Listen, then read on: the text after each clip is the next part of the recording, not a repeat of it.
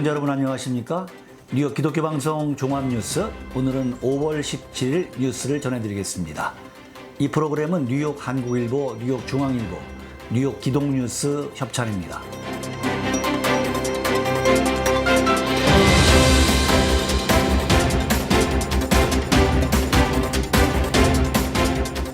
뉴저지주가 다음 주부터 비필수 소매점의 영업을 조건부로 허용하는 등 경제활동 정상화에 시동을 걸고 나섰습니다. 필 머피 주지사는 13일, 오는 18일 오전 6시부터 고객이 물품을 매장 밖에서 수령하는 방식에 한해 주 저녁에 비필수 소매점의 영업을 허용하는 내용의 행정명령에 서명했다고 밝혔습니다.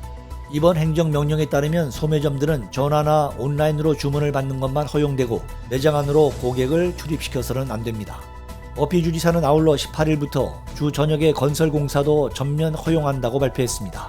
다만 공사 현장의 근로자는 반드시 마스크를 착용해야 하고 비필수적인 외부인 방문은 허용되지 않습니다. 이외에 머피 주지사는 13일부터 종교기관의 예배와 학교 졸업식, 영화 상영 등을 드라이브인 방식으로 진행하는 것도 허용했습니다. 이에 따라 종교기관들은 참석자들이 주차장에서 자신의 차량 안에 머물러 있는 상태로 예배를 진행할 수 있게 됐습니다. 학교들도 참석자들이 차량 안에 대기한 상태로 졸업식을 진행할 수 있습니다.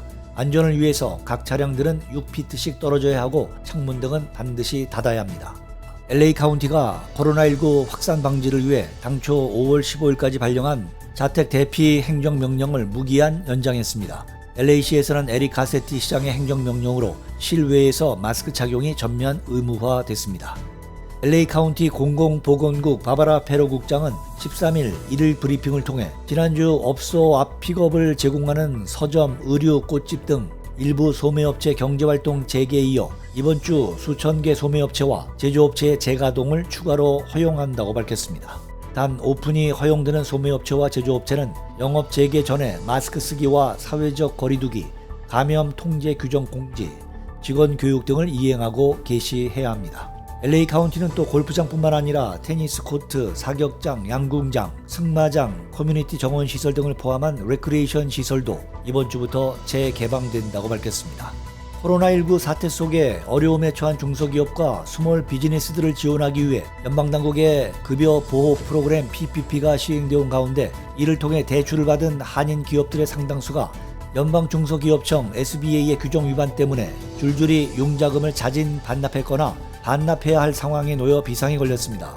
특히 한국에 본사가 있는 지상사 기업 등이 SBA의 최종 가이드라인에 따라 PPP 대출의 핵심 조건인 직원 수 500명 이하의 기준을 충족하지 못해 이미 받은 PPP 융자금을 전액 반환하고 있고, 일부 업체들은 SBA가 반납 시한으로 못 박은 14일까지 융자금 반납을 고심하고 있는 것으로 알려졌습니다. 일정 조건을 갖출 경우 변제 의무가 없는 PPP 융자금을 한인 지상사 업체들이 줄줄이 자진 반납하고 있는 것은 SBA가 최근 직원수 500인 이하 기준이 해외 본사나 계열사 직원수를 모두 포함해야 한다는 최종 가이드라인을 밝히고 나서면서 무자격 융자 수혜 기업들의 발등에 불똥이 떨어졌기 때문입니다. 대한민국 국력이 전세계 9위 수준이라고 US 뉴스 앤 월드 리포트가 12일 최신호에서 보도했습니다.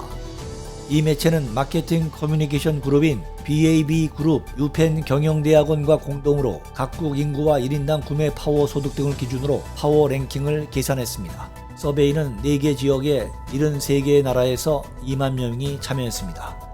US 뉴스는 꾸준히 지구촌의 뉴스 헤드라인을 장식하고 국제 경제 패턴을 주도하며 주요 정책을 선점하는 나라에 점수를 주었다고 설명했습니다.